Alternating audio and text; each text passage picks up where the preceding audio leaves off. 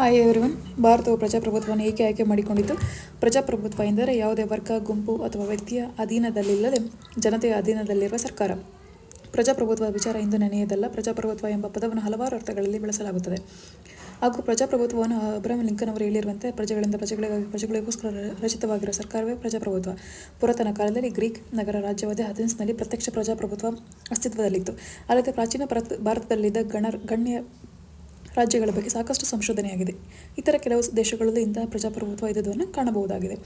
ಆಧುನಿಕ ಕಾಲದವರೆಗೆ ಪ್ರಚಲಿತವಾಗಿದ್ದ ಪ್ರಮುಖ ರಾಜ್ಯ ಪದ್ಧತಿ ಎಂದರೆ ಅರಸೊತ್ತಿಗೆ. ಆದರೆ ಇತ್ತೀಚಿನ ಪರಿಸ್ಥಿತಿಯೇ ಬೇರೆ.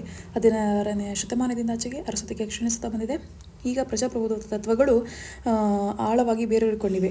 ಪ್ರಜಾಪ್ರಭುತ್ವ ಕೆಲವು ಭಾಗಗಳನ್ನು ಬಿಟ್ಟರೆ ಎಲ್ಲೆಡೆಯೂ ಸರ್ಕಾರಗಳನ್ನು ಪ್ರಜಾಪ್ರಭುತ್ವದ ಕೆಲವು ತತ್ವಗಳಿಗೆ ಅನುಕೂಲವಾಗಿ ರಚಿಸಲಾಗಿದೆ. ಕೆಲವು ತತ್ವಗಳು, ಆಚರಣೆಗಳು ವಿವಾದಾಸ್ಪದವಾಗಿದ್ದರೂ ಪ್ರಜಾಪ್ರಭುತ್ವ ಪದ್ಧತಿಗೆ ಬಹುತೇಕ ಎಲ್ಲರೂ ನಿಷ್ಠೆ ತೋರಿಸುತ್ತಾರೆ.